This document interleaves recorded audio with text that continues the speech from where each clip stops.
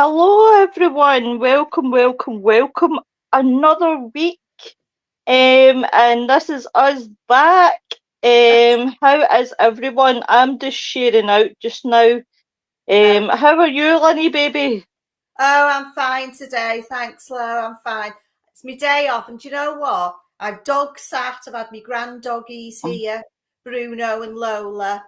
And I took them for a long walk. I've gardened. I've done everything. Washing, cleaning, cooking. I've done absolutely loads. And it's been like the day's been so, it's one of those long days. I can imagine. I really can imagine. I have days like that myself. Yeah, well, normally my days off go so quick that I haven't got time to think about it, and it's gone. And I haven't been able to do anything, go anywhere, wasted of. Oh, hello, Joanne. Hey, Joanne, honey. But yeah, so it's been a nice day. I've enjoyed it today. That's good. That is good. How's you, Joanne? How is everybody in the chat tonight? I hope you're all well and you're all fit as a fiddle. So tonight, as you can see, guys, we will be talking about the pyramids. I know you've been waiting for the pyramids for about 3 weeks.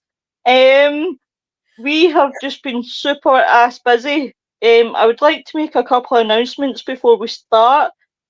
First things first is my two shows, the crime show and the gruesome show, is coming back, guys. It will be back within the next couple of weeks. I am going to be joined with a young lady from America who is going to be my other half on the show, which I'm super excited about because she's a big crime buff like myself. So it'll be really, really good. The other thing is, guys, is the ladies' night will start back up again. I just need to fit it in for a Friday. So we will be seeing the ladies' night without a shadow of doubt, folks. It's just been busy, and with my throat as well. I've had to take some time out because it's a pain in the backside. So we will be joined by Wayne, but he's away getting his teddy bear and his nightlight prepared for himself when he goes to bed. Good evening. I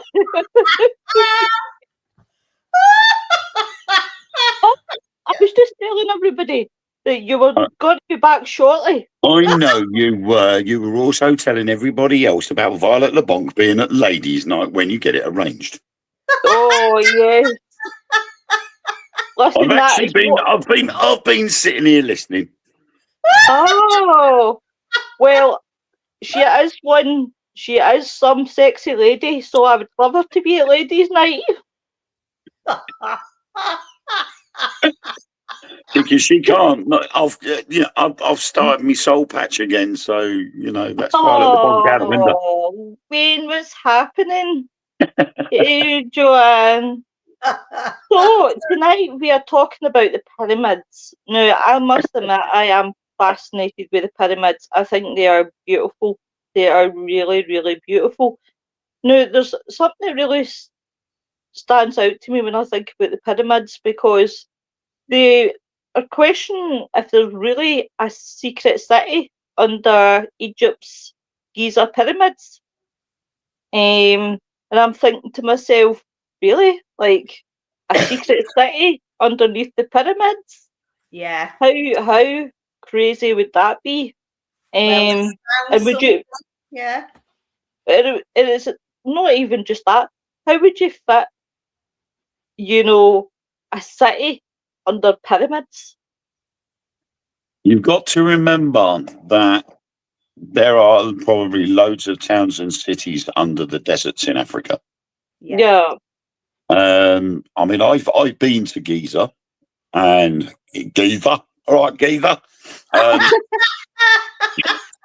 Sorry, I've wanted to do that for ages. And when you look at films that were done in the 50s and 60s, right, this is before technology took over and you know, you're able to use special effects to make deserts look massive. Yeah. When we were there, the guide told us that over the last few decades, Cairo and Giza itself has got bigger and bigger and bigger, and it's encroached on the space of the pyramids. Yeah. So the Egyptian government had passed a law that they weren't allowed to build any closer.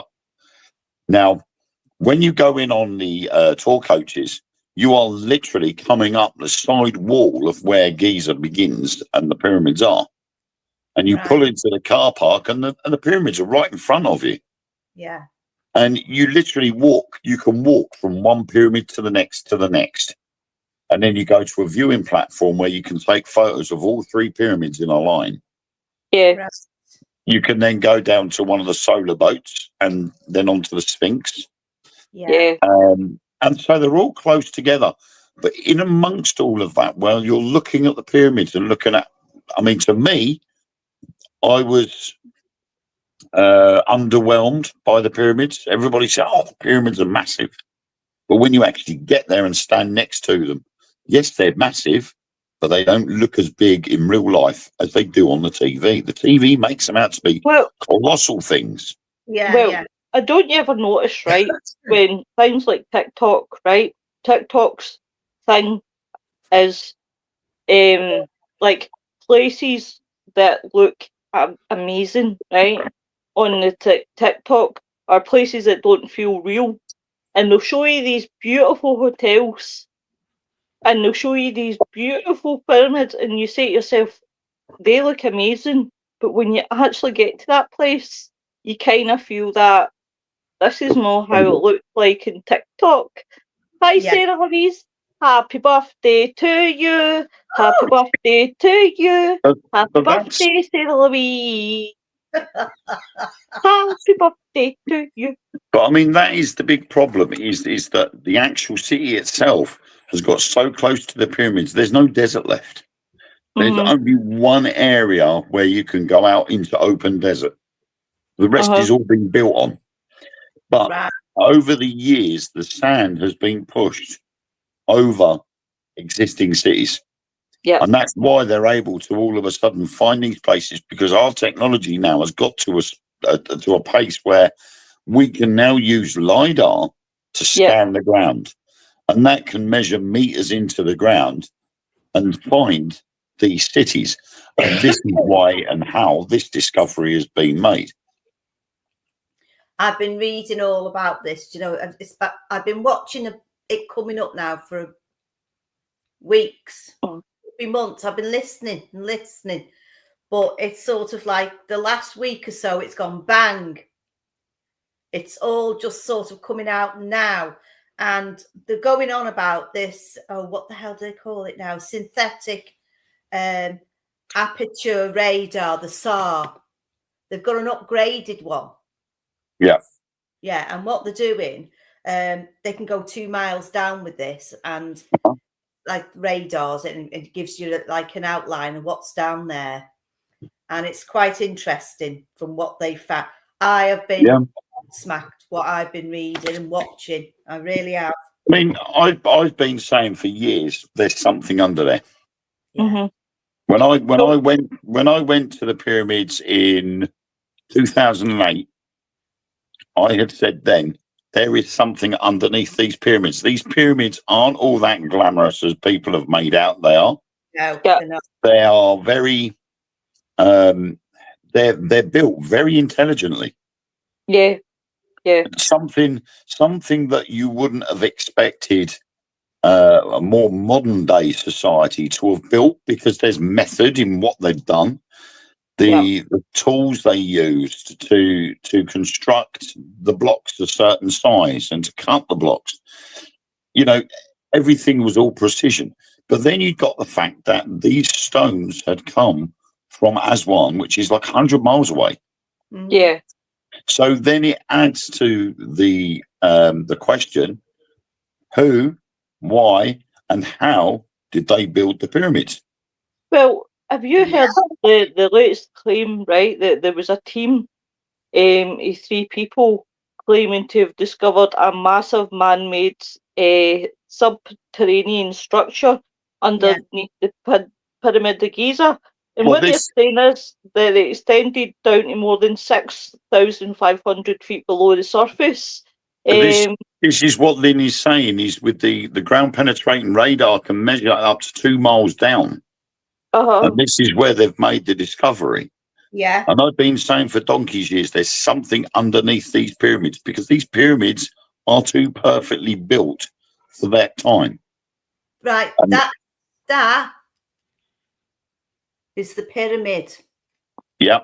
It's like having the rubber on top of a pencil. That is where it's all going on.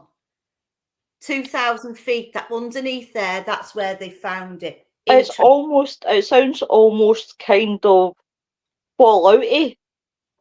Like Fallout, we and anybody that hasn't watched Fallout, they talk about the future and a big disaster that happened, and only people could go into what they called a vault.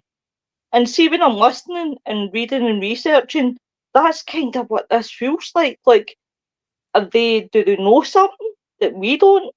And that's why they're getting prepared. I mean, why have an underground city? I mean, I'm sure it looks beautiful down there.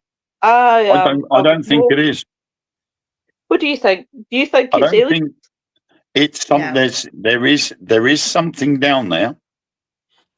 Okay, then each of these columns that go down underneath the pyramids all connect to big chambers. Yeah, there's 8 shafts. Right. Yeah, 8 Now, shafts. I'm gonna. This is part of my theory.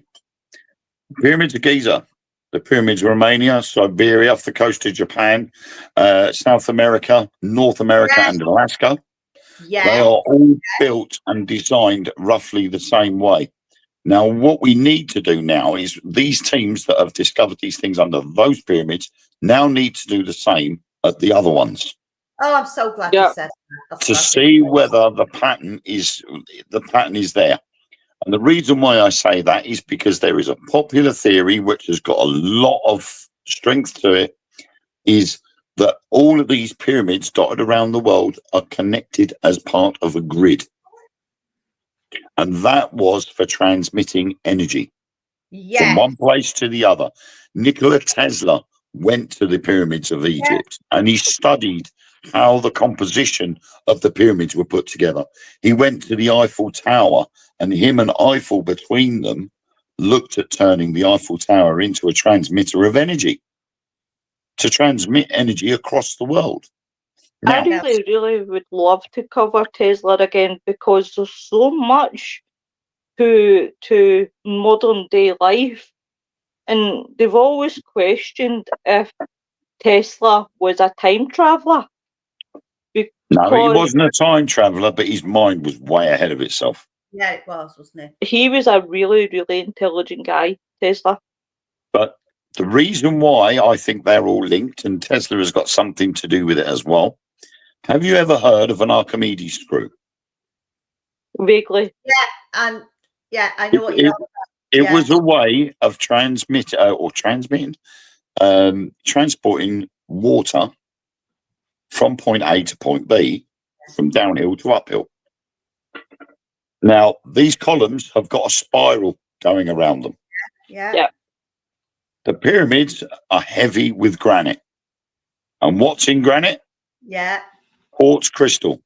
That's you put quartz crystal under a lot of pressure, and it will give off the energy required. Now, these Archimedes screws would be connected down to these big granite chambers. Yeah. Now, you put pressure on any granite and it gives out that energy. The Archimedes screws are there to push the energy up into the pyramid. And because it's pyramid shaped, takes it to the point of the pyramid. That's it. Which the actual King's Chamber, if you look at the King's Chamber, it's the only chamber in every pyramid that has got a pointed roof, a pointed ceiling. Yeah. And that is always pointed directly to the point of the pyramid. Now then, what they're also saying is, right, Thoth was going on about this, because where he's buried in the, is it the Pyramid of the Birds or something? Yeah, I think so. And what he used to go on about was, where have I put that now? It could have been used as a portal. Quite Stargate. Kind of, because of the energy. Now, they reckon there's a tunnel. There could be lots of tunnels, but it's going through to Iraq from Egypt. Excuse me, it wouldn't be surprising because, like I said, over the centuries and millennia, the sand has shifted and it's moved places. As we know, the continental plates move around the world. That's how Antarctica got to where it was. So the weather patterns change. With the weather patterns changing, so did the sands, and the sands moved and it covered entire towns and cities. Yeah. So there's no reason that, in its day, because there was no recorded history as such, there was no books for you to look at and refer to and go, well, 10,000 years ago or whatever, there was this massive city with these big pyramids on top. Because there wasn't anything. There's only hieroglyphics and that's it. Well, do you know, funny enough, you should mention that because I really want to discuss this, right? And I would love your opinion, Wayne, because obviously you do the UFO side of things. What I'm most fascinated when you look at the hieroglyphics, no, I can't say that word. I managed to get my tongue around it just a bit. I'd say myself here. But it's said to be that the Egyptians, when they were writing their hieroglyphs, that they had done like alien signs, like they had, you could find alien signs in there, and it makes you think, what was the tie with the Egyptians and the aliens? Well, there is the link there with the Nephilim and the Anunnaki. Yeah. I still need to read that book about the Anunnaki. I mean, you go back to the Anunnaki, and the Anunnaki predate Christianity. Go right the way back before everybody worshipped a myriad of gods. Yeah. And that myriad of gods, that collection of gods, would have been the Anunnaki. Yes. Yep. Now, a lot of people know, the Anunnaki created humankind to serve them. Yes. Section of the Anunnaki, in a way, fell in love with their creation, whereas the rest of the Anunnaki had said, they're getting too clever for their own boots. We need to do something about it. Yeah. And the good Anunnaki turned around and went, well, no, you don't. We're keeping them because they're great. Well, and this is our creation. We can't destroy what we've created. So that then created this battle between good versus evil. Yeah. And this is where the Bible gets the angels and demons from and all of that rubbish.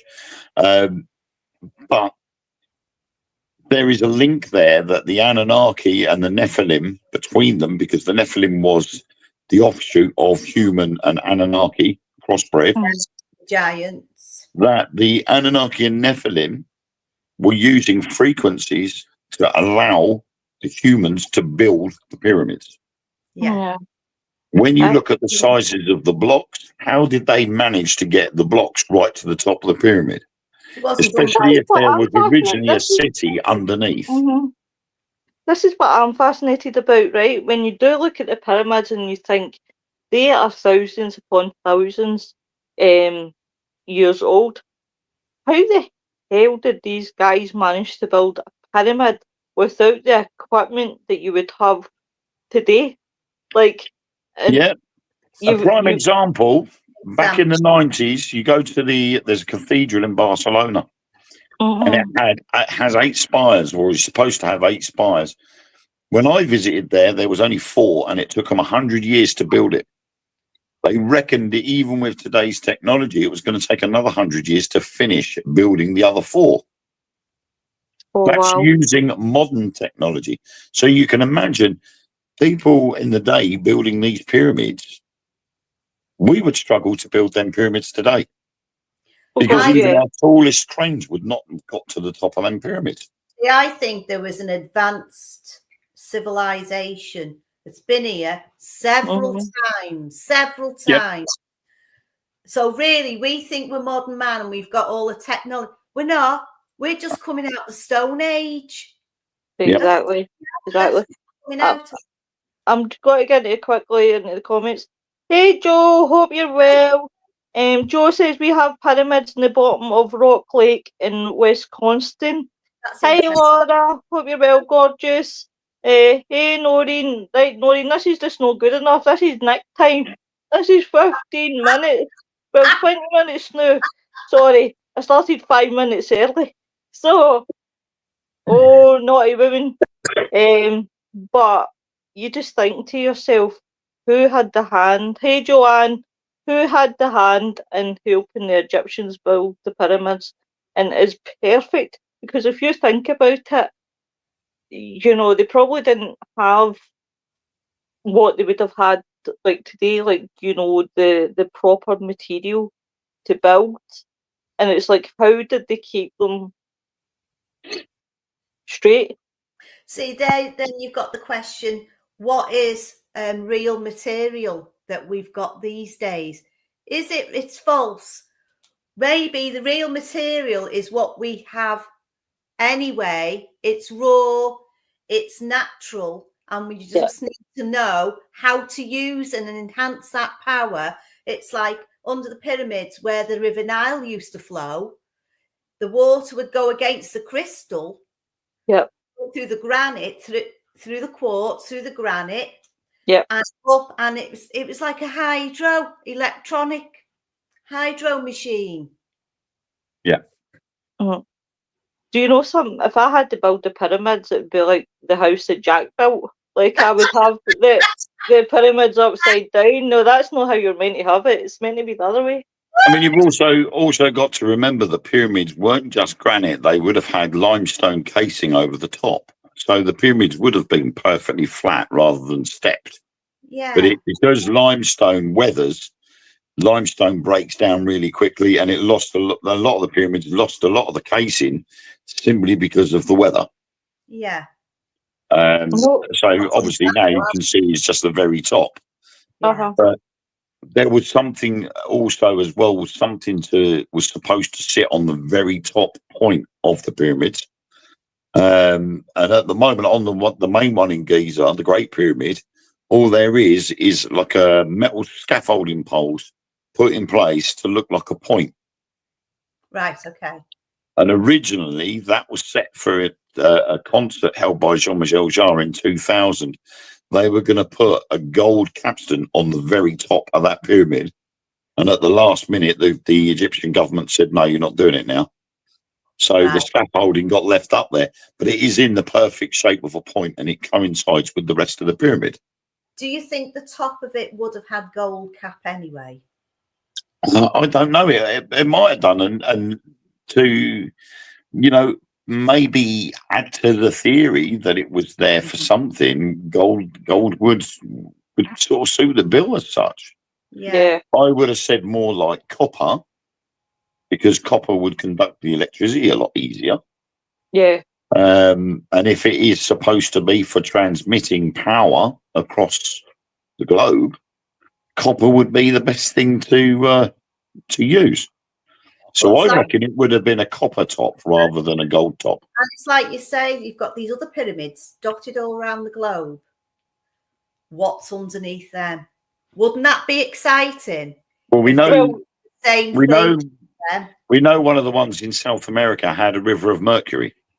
Oh, wow! They went into one of the pyramids and they went underneath it in some of the basement areas, and they literally came across a big lake of mercury underneath the pyramid. So scary, isn't it? mercury, it's poisonous. It is poisonous. Yeah. So what were they using it for?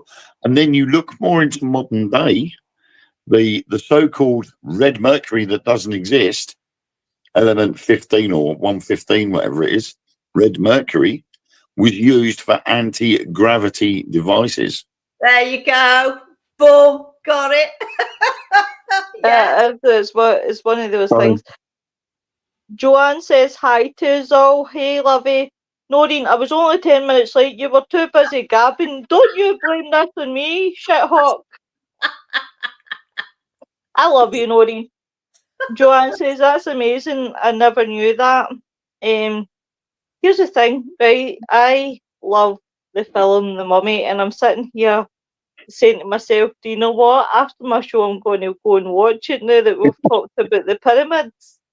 As long as it ain't the Tom Cruise version. No, definitely not the Tom Cruise version. I like the Brandon Fraser. I like that one. It's wee Benny that makes me laugh. Oh, Connell, I've got all the horses. Benny, you're on the wrong side of the river. The original, definitely, it makes me laugh every time. Every time. But it would be interesting to investigate the pyramids. It will never happen because the Egyptian government wouldn't let it. You would be surprised. I've heard Toe owns some of that. I went inside the Great Pyramid in 2008. Never want to go back in it ever again. Did something scare you, or were you just... No. The entrance in was horrible. It was cramped.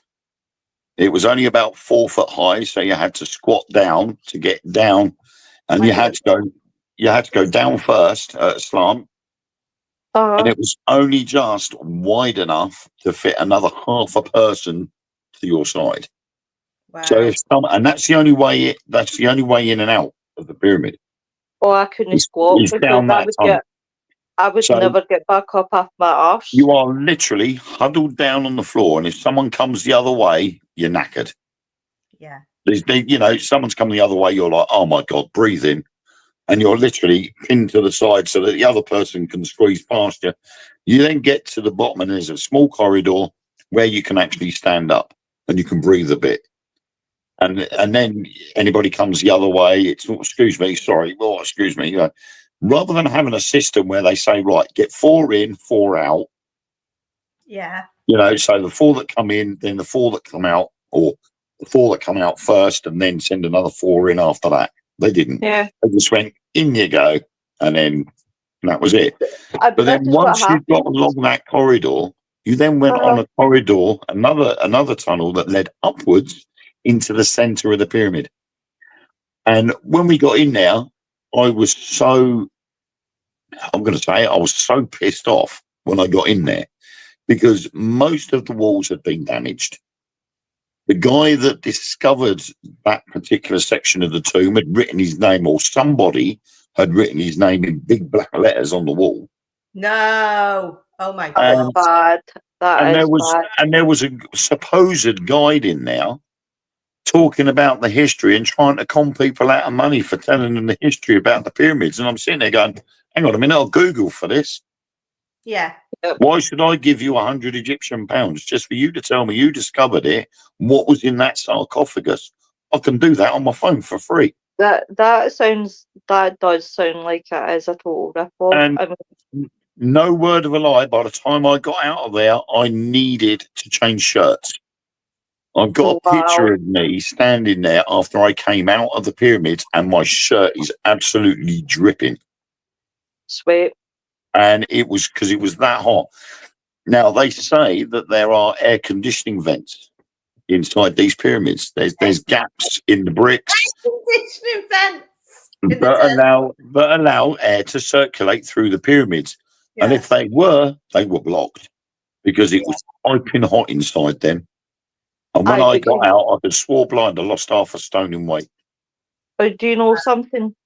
See, with the pyramids, right? This is what my thing is with the pyramids. I don't see there being any air conditioner because of how they're built. And you just think to yourself, right? If there is, and I'm just saying, if there is an underground place there, how do people live there? How do they keep, this is why I think like this? This is why I think it's a different purpose. Yeah. All the pyramids have got these air vents. That's Yeah. their air conditioning. These air vents, they're not easy to see. I mean, I think it's Khufu's pyramid. There is a couple of gaps in the brickwork Yeah. that are these air vents, and they run throughout the pyramids, allowing clean air and new air to go into the pyramid, and the other vents are there for it to be pushed out again. Mm-hmm.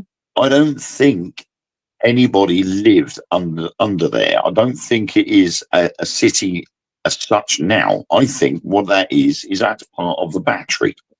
Yeah. And these columns are Archimedes screws to direct that energy into the pyramid. Oh God, yeah. You couldn't physically live under pyramid because it wouldn't be habitable. It'd be No. nuts. It's like if you're saying that you were dripping with sweat by the time you came out there, how do you expect, say 5,000 people to live in pyramid?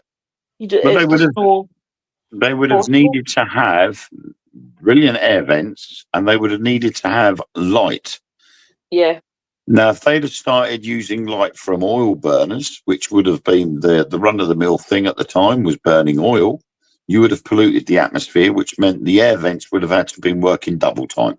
So they'd have had to have had a system in place to have pumped fresh air in and forced the bad air out. The only other way of getting light in there was using mirrors, which they discovered, bouncing light off of polished Yeah. metal Yeah. Do you from know one what? point to the other. But That took my mindset. the problem there is the more you bounce the light off of things, the more it degrades. So by the time it gets to its final destination, that strong light might just be a little whimper of a flicker by the time it gets down there. Knowing my luck, it would blow the pyramid up. If you just had that sort of light that came down. Don't get me wrong, it would be good for a suntan. Noreen's laughing. Love you, Lo. Love you too. Morning, Kelly. Long time no see. I hope you're all well in Australia. But yeah, the pyramids are an interesting subject. They are. They definitely are. I mean, I even think there's something under the Sphinx as well. Yeah, it's all part of it. Because what I was reading today about this megalithic cylindrical chamber that they're calling it now, Yeah. which are above two boxes. Now they reckon the boxes are so large that it could fit 64,000 people in each one. Yeah. And they're saying, why would you want to sit? Why would they do that? Because they think it's rejuvenation chambers. Yeah, because the first theory was that the spirals in these columns, because I think it's something like 8 columns that lead down. Hang on, let's have a look. Yeah, So there's 8 columns. Right, yeah. Uh-huh. Yeah. Oh, wow. So at first, when they saw these 8 columns and the printout of the scans that they'd done, they were saying, are these spirals going around the outside of the columns? Are they staircases? But then they turned around and said, the problem is if they were staircases, there'd be walls on the outside of those staircases and it would show up on the scans. Yeah. But there isn't. And I said, could it be possible that those spirals are made with a form of copper alloy or a copper ore that's there to help transmit the energy either down to those boxes or up from them boxes? Yeah.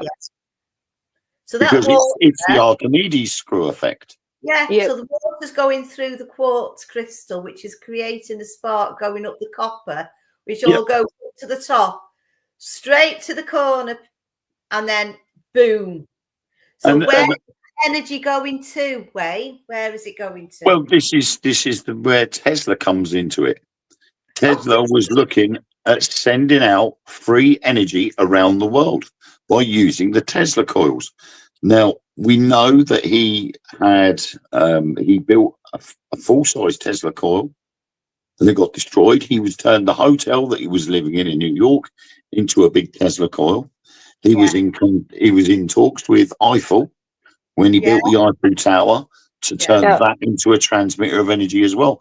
And that was all based on his theories of the pyramids. And if you look at that, with the water going through the granite and the quartz, creating energy, along with pressure on quartz creating energy, you're doubling the amount of energy that pyramid could transmit. Yeah. So it's harnessing Earth's energy and transmitting it off the top of that pyramid. Apparently, the second largest thing that we've ever made on this planet, a building, is the Eiffel Tower. Even at that, you just say yourself. Forget the new ones. That was this one.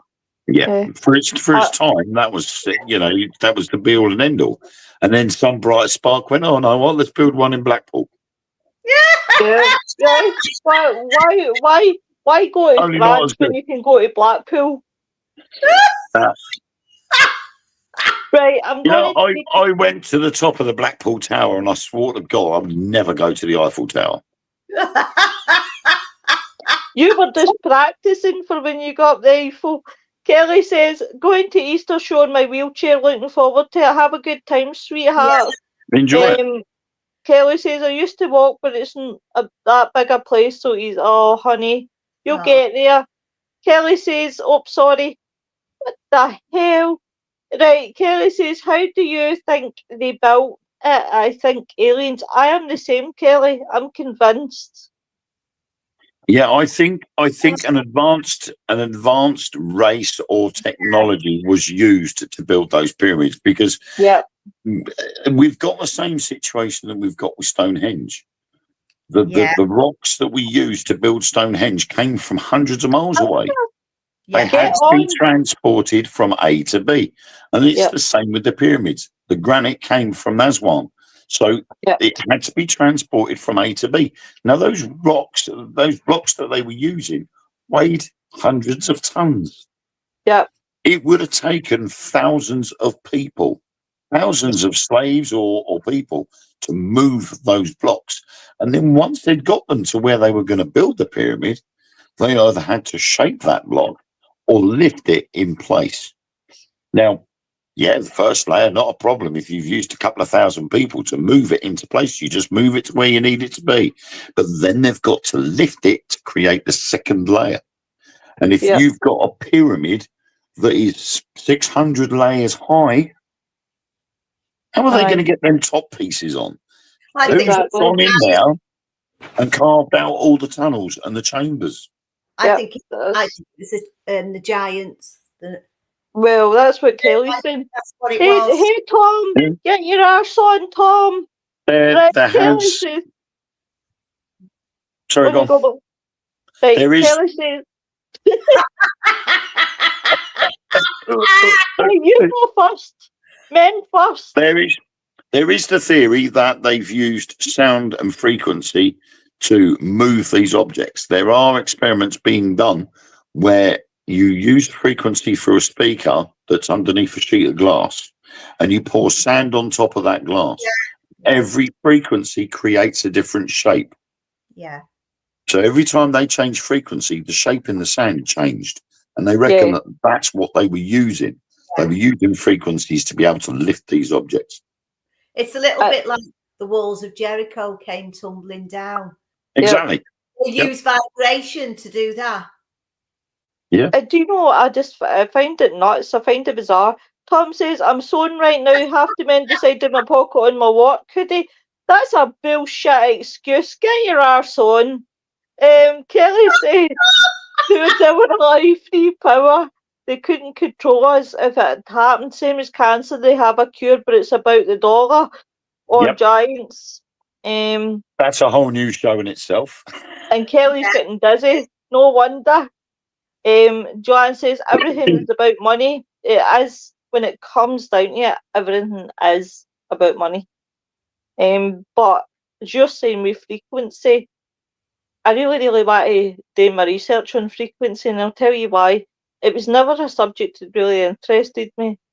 But thinking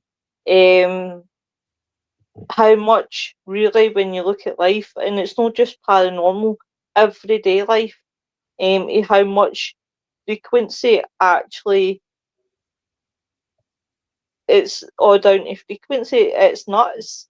Tom says, I have been putting off repairing this pocket for like a month. Well, why are you repairing it now? Jesus Christ, boy. But he'll be saying, cheeky bastard. Kelly says, if you have money in the bank or super, etc., pull it out, research people.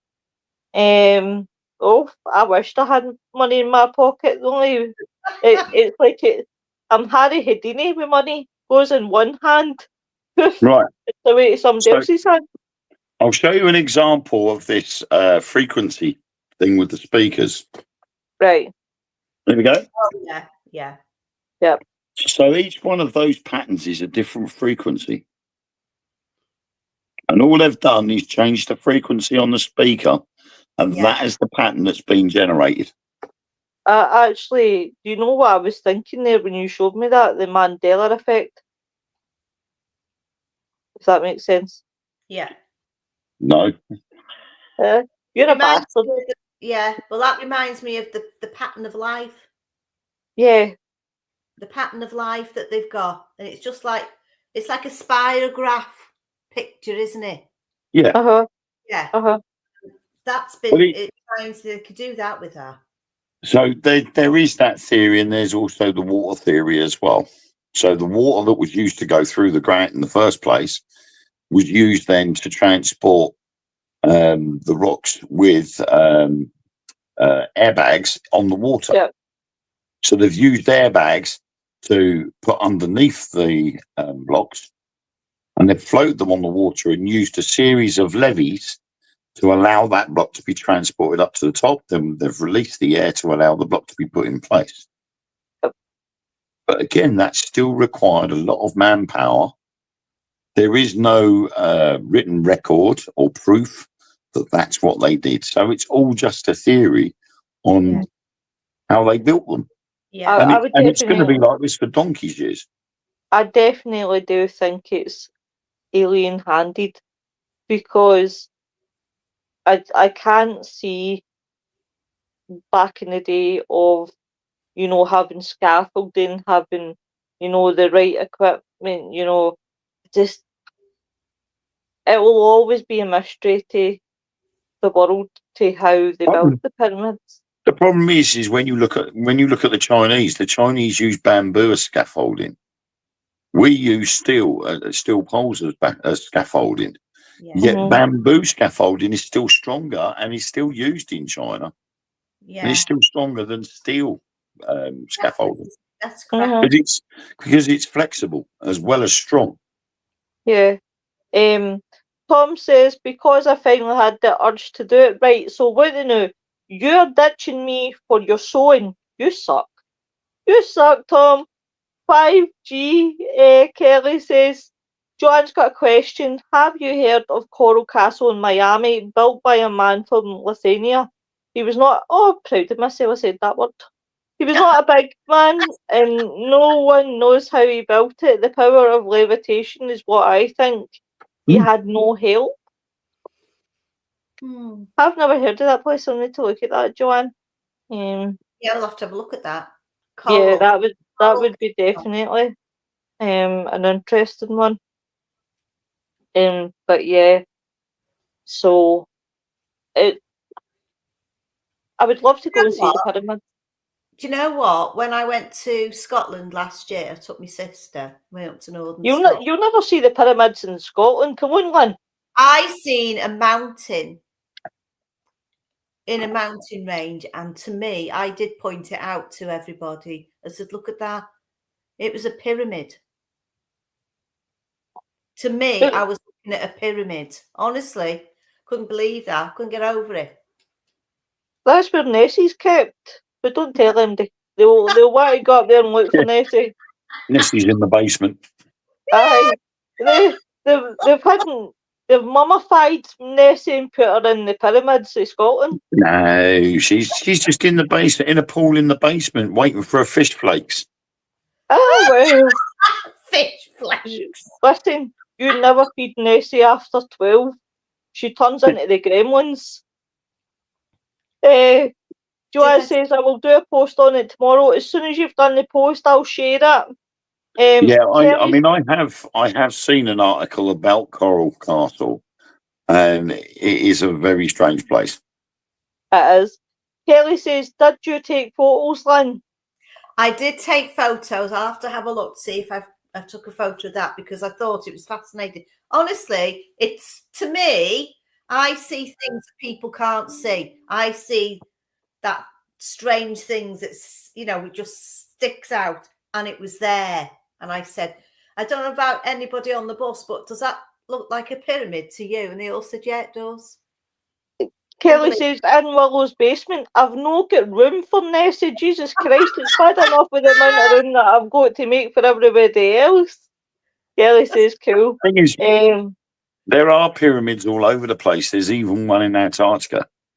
So just about every continent around the world has got pyramid or pyramids on them. Do you know what I would love to... And that just adds fuel to the fire about what they're there for, because they're all designed similar. They are all in the shape of, or formed in the shape of, constellations. Yep. And they've proved this with the pyramids in Giza, that they were using a dating analysis software. They've actually reversed time back to see when certain constellations were in the sky at the time. And all of the pyramids of Giza line up with the constellations in that day. Amazing. Amazing. Hey, Robert, long time no speak to. Kelly says, for communication. Possibly. Noreen says, I'm moving into your basement. Noreen, darling, you're not going to the basement. You're going top floor. You've got the penthouse. Robert says, Joanne says, hi. Robert. But the thing about it is, really, the pyramids are really, as I said, interesting structures. I definitely would love to go and see them. Don't fancy going into the short spaces or having to squat, but it would be pretty cool to see. I mean, I've got a lot of books on the Egyptians. I mean, I'm talking 17 years ago. I certainly would not be finding it easy to go down these tunnels now. I'm slightly wider than I was 17 years ago. I like caves and stuff like that, but I wouldn't be a person who could go caving in like Yorkshire. You know, they go into little cracks. Yeah. Well, look at what happened in them. The crawling through that and it gets flooded. What if there was an earthquake? Yeah, exactly. That's what scares me. It would shake you. It would shake you out of the cave. See, if you got stuck, it would shake you out. It would give you that vibration that you done. But there is a story in America, and I found it quite sad, that somebody went caving. They gave up caving and then went back to caving. And they went through a really, I can't even imagine what the guy suffered, but went really through this gap. And then what happened was he got stuck. Oh, yeah. And unfortunately, he died in the cave with asphyxiation. They couldn't get his body out. Now they've had to shut that cave off. That's basically where his laying place is. The fact that they tried everything to get that guy out, and there was nothing. If I went in a cave like that, right, I'd end up, if I started panicking, I'd have a panic attack. I'd go into a full, and I would just stiffen up, stop breathing, and I couldn't stand the thought of going off like that. I've got to be let's be honest, you're only 4 foot. You'd be able to get through the cave like nothing in there.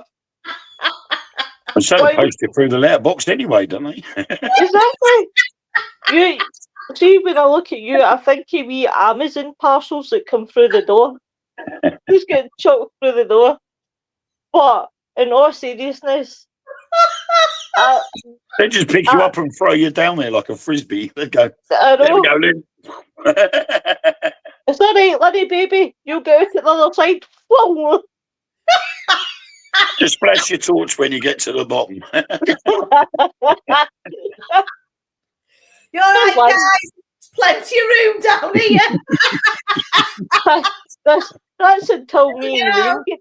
That's until me and Wayne get down there, and then you'll be squashed like a tomato. Lori says, "Get preferred treatment, love it." I don't the world on you, Noreen. Kelly says, "Can't live life on WhatsApp people." Saw that he died days later. Yeah, he did. Not a potty cave, Robert says.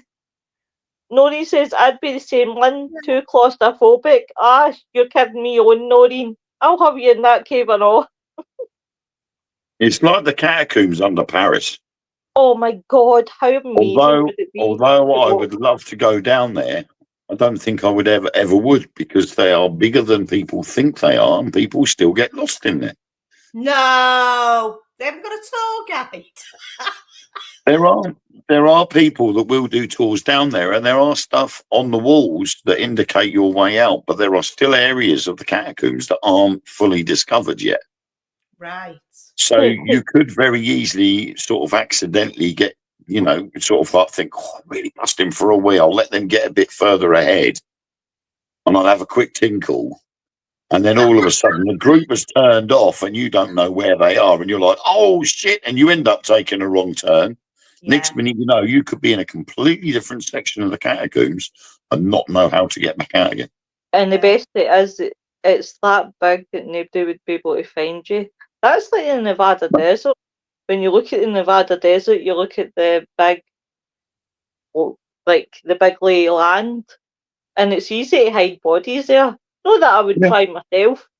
Talked about sand before, right? And I was reading something today about the sand on the plateau, the Giza plateau. It's magnetic. It's magnetic. And they're finding a lot of deserts are magnetic. Yeah, it's graphene. And the creeping and the sticking. It's sticking.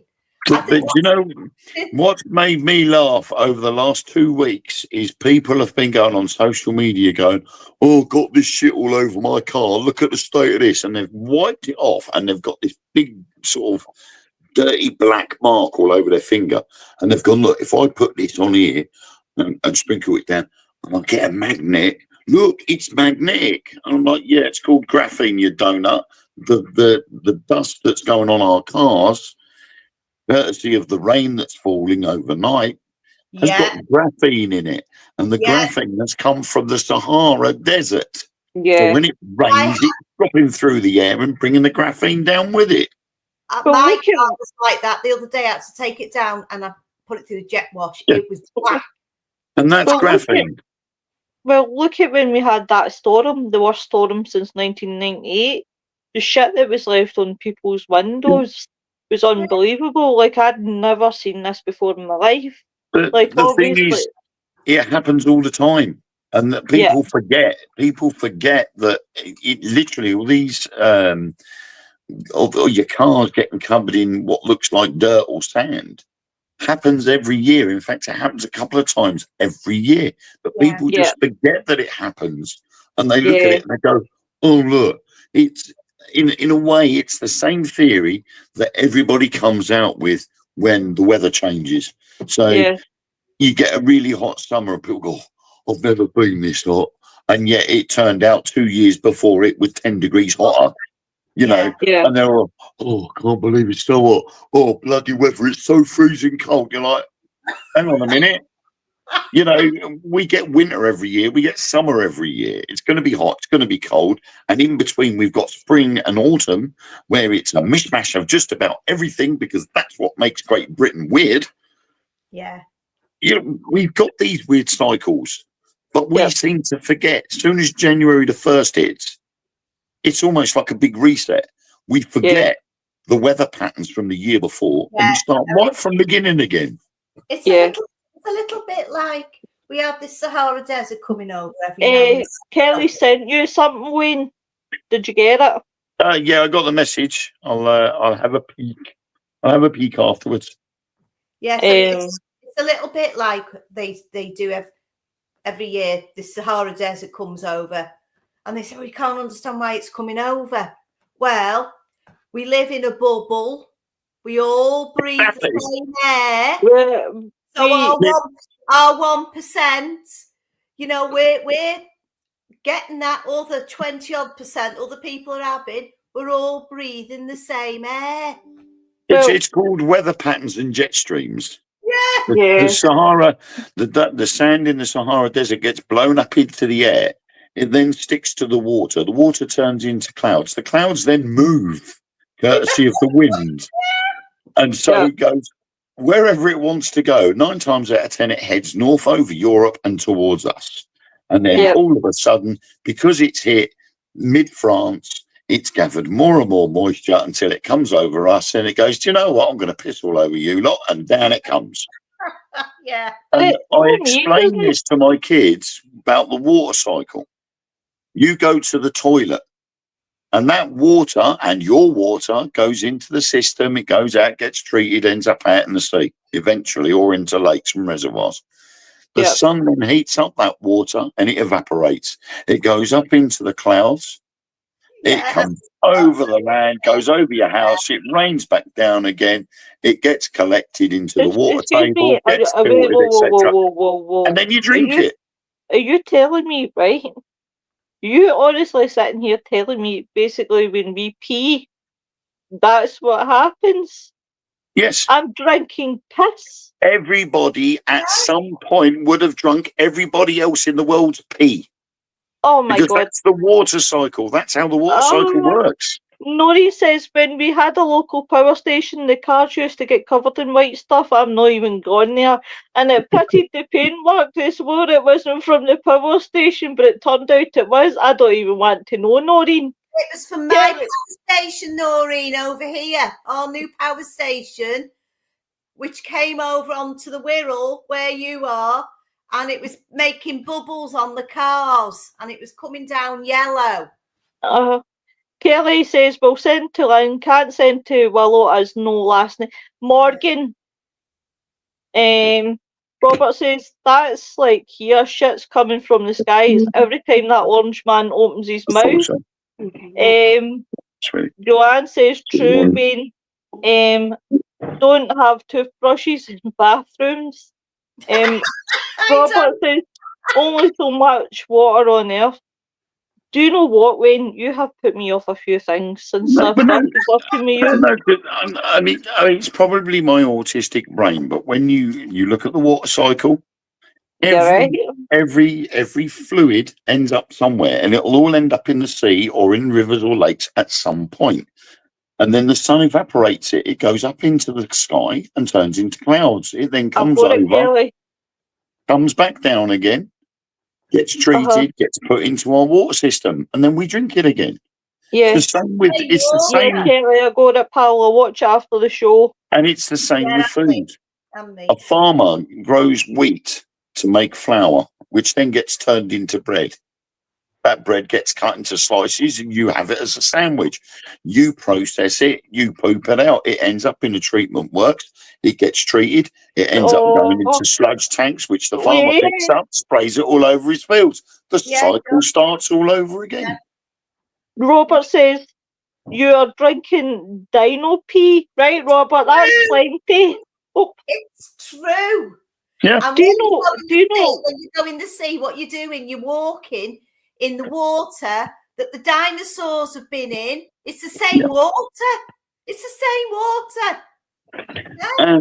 And also with things like bread, there are companies out there that are using yeast, and beer companies that have been using yeast, that have been using that same strain of yeast for the last 150 years.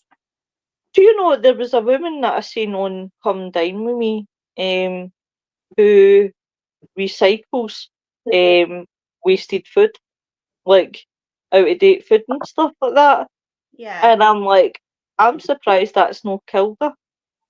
like obviously this waste of food, you know, the out of date stuff. I was like, oh God, no. I Kelly will. says I will you openly admit I have brought out of date food. I use a company called Approved Food, and they do sell out of date food. It how may does it taste? I'm be curious if it it may be out of date on the packet, but it doesn't mean it's not fit for human consumption. Yeah. You well can look keep if This is why they're food. trying to abolish best before and use by dates, because the food itself doesn't necessarily go off the day the use by or best before date expires. You know when basic things go off. You know when Yeah. bread's off. It's common sense. It goes mouldy, goes hard, and other Well, meat. smells of wine. Smells of wine is the biggest one. Yeah, you can smell the meat. You can see Yep. the colour. You can see the texture. It gets a slime. It goes black. I mean, I don't know anybody that goes out. I don't know anybody that goes out and buys grey ham to put in their sandwiches. oh my God. You're You almost Kelly says, look at Kit Kats or chocolate biscuits, sorry, spelling your fine honey. I've got Gardia. Oh, because of what I can't get rid of it, no side effects other than weight loss, so I would be fine in the pyramids. So many people have parasites and don't know. To be honest with you, folks, Most humans are carriers of salmonella. Yes, they are. Yeah. And Do you know everybody. the one thing in this? Do you know this one thing that I can honestly say with confidence? I've never had food poisoning, so I wouldn't know how it feels like. Yeah. Yeah, Maybe you would know food poisoning if you'd got it. Oh yeah. no. Do you know my uncle? He years ago, when I was a child, he went to Turkey, and he got food poisoning, and he says he would never ever go back to Turkey. He was like that because of the food poisoning. Kelly says lives on the skin. This is true. This is true. Most ice gives you cancer.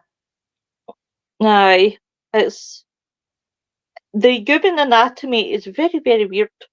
It certainly is. It's posh then, Will. Well, I mean, you've got to think about it. The human brain is the most powerful computer in the world. So Yeah. push aside AI and all these self-thinking robots and everything else. The human brain is still the biggest, most powerful computer in the world.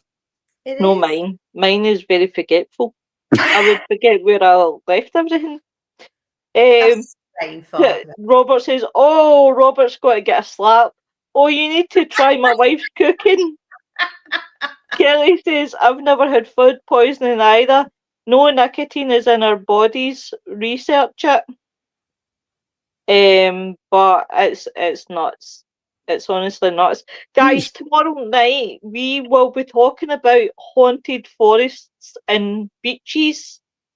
I thought, why not? It's a Friday night, you know, get into holiday atmosphere and things. Well, that's good because I know one haunted forest that I've been to and one haunted beach that I've been to recently. I'm working, so Oh, check you, bitch. It's only because I've filmed episodes of Truth Beyond Paranormal there. Yeah. Yeah, see, you could be posh and take your forest and take your beach and ram it right up the Bertrand's and Heaven. You'll be ramming it up there tomorrow. I've got a trip back to one of those next month. Oh, very cool. what I will say is, guys, that it will be probably a bit upsetting because one of the forests that always jumps out to me, and I will be speaking about it, is the suicide forest. I know a suicide lake, which is in a forest. Yeah. And where are you going to be, honey, baby? You're going to be at work, so I'm working tomorrow. Tomorrow night. I think you should give me your work number so that I can phone and say you've got a family emergency. It's going to be a haunted care home. Aye. I'll be in someone's house. Yeah, Kelly says cool, except so many people have committed suicide in the forest. It's so sad. It really is sad.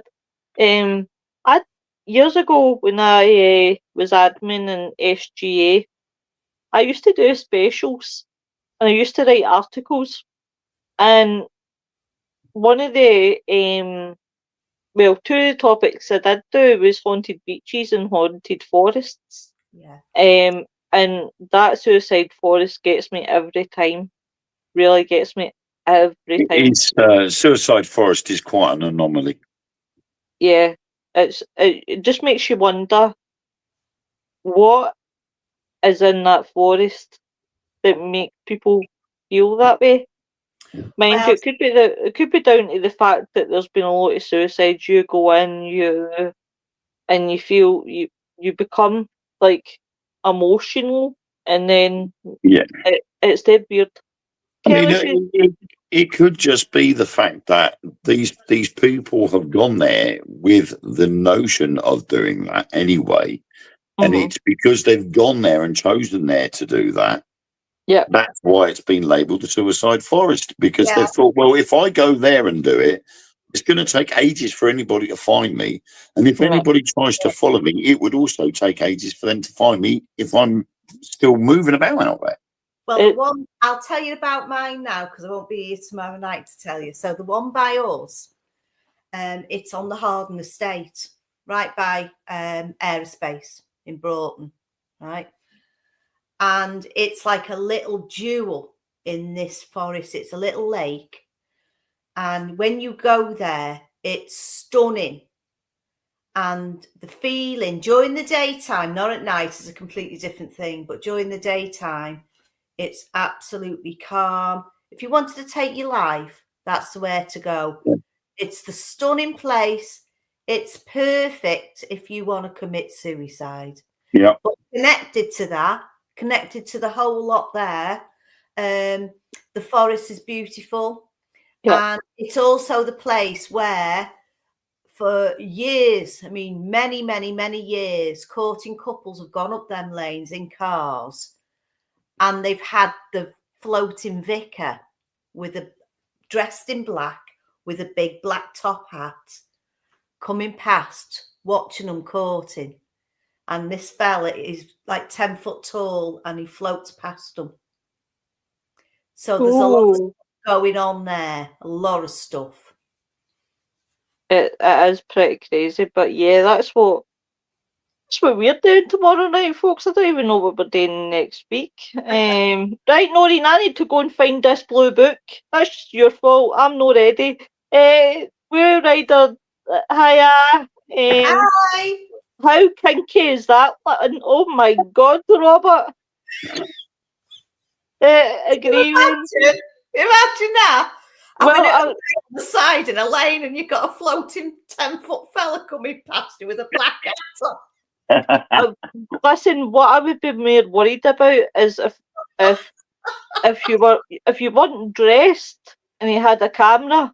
That's what I would be more worried about, where my pictures would be going. Yeah.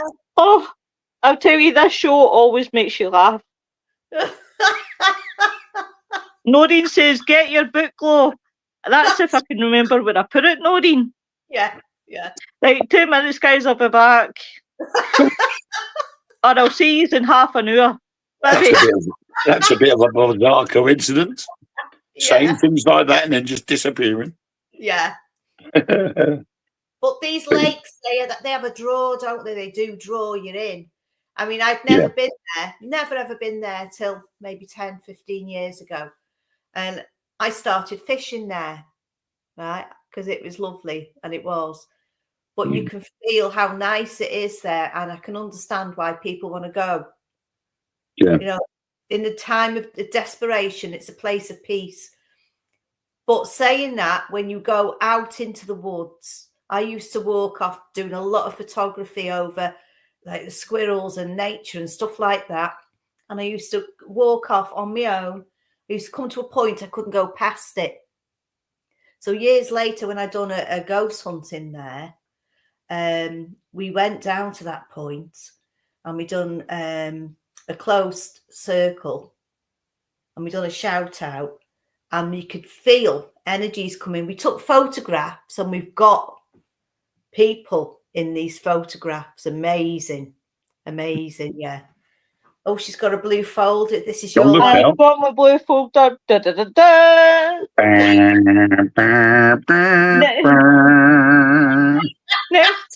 Next Thursday, we've got Jolene Lockhart coming on.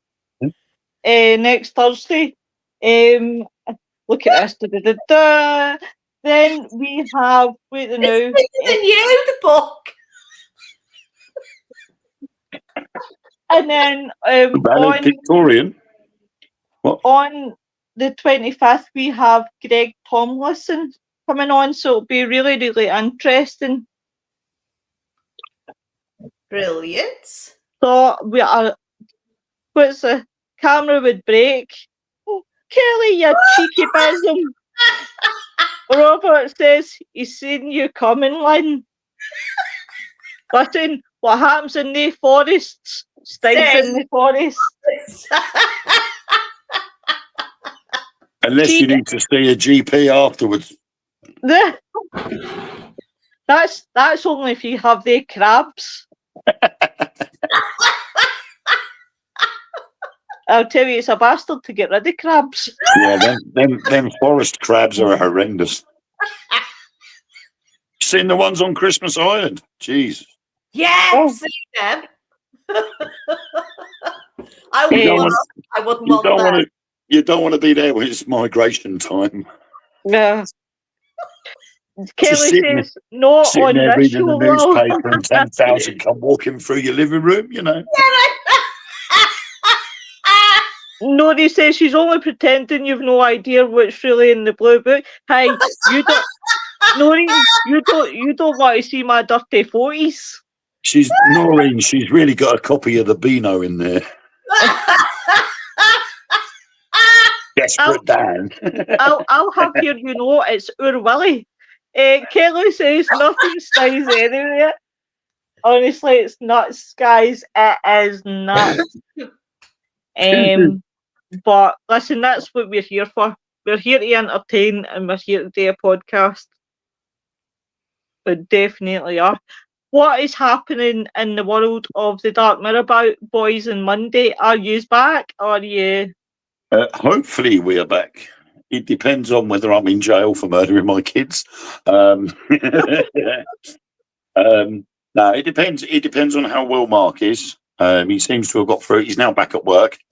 Yeah. So he seems to be doing all right, and Rachel seems to be sort of cheering up a bit more now. So with any luck, we will be back on Monday talking about the same weird, bizarre sightings and conspiracies and so on and so forth. Is there anything that's actually happening just now in the world of? At the moment, we're still looking at all these whistleblowers that keep popping up and saying, well, I've done this and I've done that within the government, and still not getting really any much closer to what we should be getting.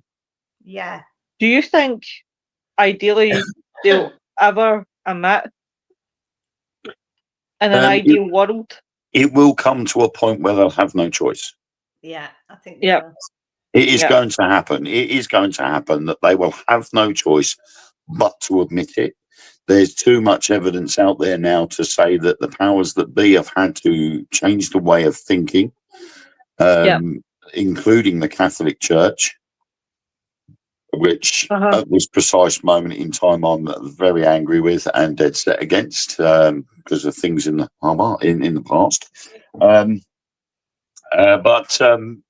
There are definitely things being sort of moved around, trying to blindside us, and something else is then going to happen that is going to go, we've made a mistake. We shouldn't have tried. You know what? We got no choice. I think we should do a part 2 to the conspiracies of the Vatican, because there's still a lot to discuss, and I will. So, excuse me, folks, I need to mute myself because I need to shout at my cat. All right, my cat's away. She's a wee shite. She's starting to scratch the door. I just want to give a wee shout out to Michelle. You're very welcome. She's fighting cancer, and I really, really hope, Michelle, that you get better. And thank you very much for tuning in. And I'm glad that we made you laugh. That's what we're here to do. Yes. Yeah. Kelly says, wouldn't we wouldn't want to be a man wanting to go to the toilet. You would have to go to the doctors. Watch what I sent you. I will, Kelly, definitely, darling. Joanne says the Catholic Church is certainly quite the conspiracy. There was one conspiracy that jumped out to me, and that was the one where there was a pope that only lasted for 65, 66 days before he mysteriously died. I definitely want to look at that one because that was really interesting. Noreen says, I'm with Wayne. Don't think they would willingly, but will come to a point where they can't hide things anymore. But see, what I think is right, see if they do admit that there is aliens, then people are going to go to every conspiracy theory there is, the JFK. They'll work their Yeah, well, way I mean, through. Donald Trump is already looking at releasing the files regards to John F. Kennedy's assassination. Yeah. Mhm. So things there will be revealed, and already the conspiracy theorists are being pretty much correct in saying that he was assassinated, Yeah. but it was by who? The person that got blamed for the assassination wasn't the person that actually did it. That's right. Yeah. Yeah, Well, totally. see, And this is they've now confirmed it with the video footage of the parade, or with the concade going through. They've now confirmed that there is no way that Yeah. he was killed by the guy that did it, Yeah. Mm. because the guy was in the wrong place. Yep. And He was just the fool guy. Yeah. the problem is, what other situations and assassinations is out there? What I'm going to do as well is, and I don't know whether to put it in my crime show or date on this show, but when we talked about obviously Jill Dando, and what she was going to bring out to the media and her assassination, and it's mental. Joanne says, feel better, Michelle. Kelly says, just look at BlackRock, dive deep, watch your money, people. Look at attacks on the stock market, look at 9/11. There is so many conspiracies out there that it's just mind-blowing, some of them. And Well, I've almost finished watching 3 seasons of a show that has exposed the Catholic Church for what they really are. Yeah. what one is that, Wayne? Hunting Hitler. Oh. I have looked at all the evidence available, and there's a 7,000-page dossier got released by the CIA and the FBI, and it is amazing. Well, funny enough, you should say that, because I was watching on YouTube a channel called Watch Mojo. I Yeah. didn't watch it fully, but because I never get peace in my house to watch it. But it was talking about conspiracy theories of the Vatican, and the first conspiracy theory on it was talking about the Nazis' involvement with the Vatican. Yeah. Well, that's what It's we really talked about interesting. on Chris Moulet's show at the weekend. Uh-huh. That it was talking about whether Adolf Hitler survived the war, and when all the evidence was collected and put together, it had so many holes in it could have been called Swiss cheese. Yeah. And then it turned out that some of the biggest evidence going disappeared. There was no actual eyewitness to Adolf Hitler killing himself, because that somebody was, they were then wrapped in a rug, and that person that wrapped them in a rug disappeared after they put him in the hole in the bunker in the courtyard and set fire to his body. That person disappeared. So nobody knows whether it was Adolf Hitler and Eva Braun's bodies in the rugs or not. Well, But funny the skull that was found in the dugout in the hole was taken away by the Russians and taken back to Moscow. Uh-huh. The Moscow doctors said that was Adolf Hitler's skull, but DNA results confirmed when the Russians released the skull for the only time ever to American doctors who took a DNA sample, and it turned out that the skull was that of a woman, not of a man. Well, do you know what? Funny enough, right? I've pushed the boundaries with doing the Vatican, and I know most people won't agree with this, but I would really love to touch on the subject of Adolf Hitler and the Nazis, not in a bad way, just as a history thing. They would be really interested to talking about. It is one big conspiracy with loads of smaller conspiracies underneath it, because when you open it up, it actually does point in different directions all over the world, with different governments all responsible for doing certain things and allowing certain things to happen. Yeah. When, in theory, the only answer to that solution was the Nuremberg trials. And yet the biggest people that were to be held accountable for the things that happened then weren't held accountable in Nuremberg, because they were either supposedly died or just disappeared. I think Heinrich Bormann, Adolf Hitler's right-hand man, was supposedly blown up in an artillery strike in Berlin, and yet he turned up in South America. A lot of them turned up in South America and Antarctica. Yeah. So Kelly says, look at all the plane crashes, and Joanne says yes, when that's true. Yeah. Interesting subject. Do you know what, right, guys? I would love us to explore a lot of subjects. There's a lot of subjects out there that people don't really talk about, and I would love to explore them, because at the end of the day, this is what the podcast is for. It's for us to test the boundaries. I thought, and do you know what? I'm so proud of how we handled the Vatican, because I was until Ben came on and cracked the joke.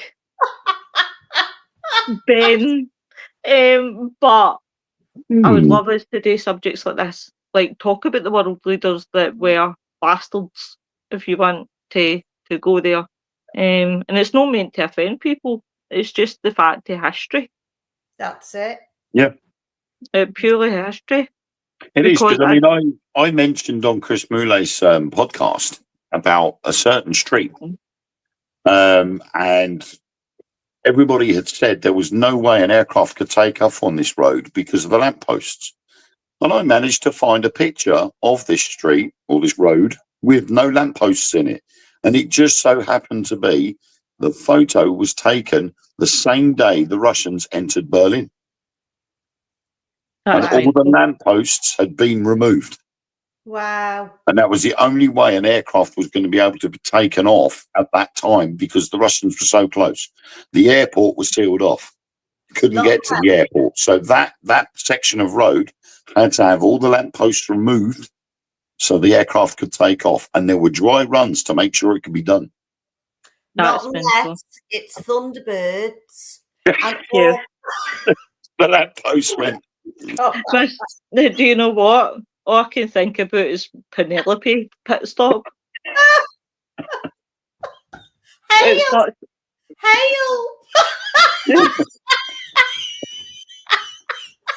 It's either that. It's either that or Wacky Races. Yeah. With that duck. Muttley. Sorry. Dick Dastardly and Muttley. I want to go and watch that now, the old cartoons. See you guys. He's killed me every time. But guys, we will wrap it up here. We will be back tomorrow. Lynn won't be back tomorrow, but I'll be back tomorrow. Wayne, are you back tomorrow? Wayne's back tomorrow. That's what I love to hear. Yeah. He's up. Yeah. So everyone, have a good night. Robert says Thunderbirds ops wrong problem. But I want to thank everybody in the chat that came in and enjoyed, and everybody who has been silently watching. You all have a good weekend. Stay safe. Michelle, I hope you get well, sweetheart, and I would love an update. Keep fighting, Michelle. Keep fighting. You've got this, sweetheart. Nothing but you can't do, love. Nothing you can't do. Exactly. No, Joanne says, thank you so much. Great podcast. Good night. Good night, my love. Night, so, guys, we'll catch up soon, and you have a good night, everyone. Bye.